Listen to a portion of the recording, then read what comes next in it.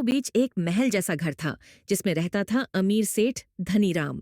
उसके पास बेशुमार दौलत थी, सैकड़ों नौकर चाकर, लेकिन दिल में घमंड भरा था। वह किसी गरीब को इंसान नहीं समझता था।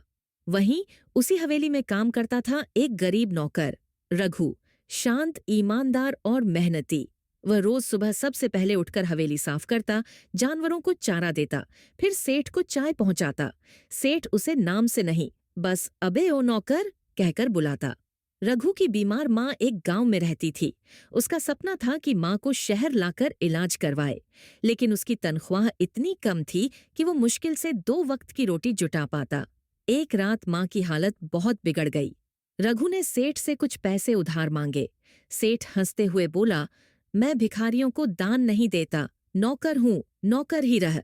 रघु की आंखें नम हो गईं। एक दिन हवेली में एक बड़ा आग लगने वाला हादसा हुआ। सेठ का पोता कमरे में फंस गया। सब डर के मारे भाग गए, लेकिन रघु अपनी जान की परवाह किए बिना अंदर गया और बच्चे को बचा लाया। अब पहली बार सेठ ने रघु को ध्यान से देखा। वो गरीब था, मगर दिल से अमीर। सेठ की नजरें रघु के पुराने ट्रंक पर पड़ीं। उसमें कुछ पुराने दस्तावेज थे। सेठ को शक हुआ। उसने पता लगवाया और हैरान रह गया। रघु असल में एक धनी जमींदार का बेटा था, जिसे एक साजिश के तहत गरीबी में धकेल दिया गया था।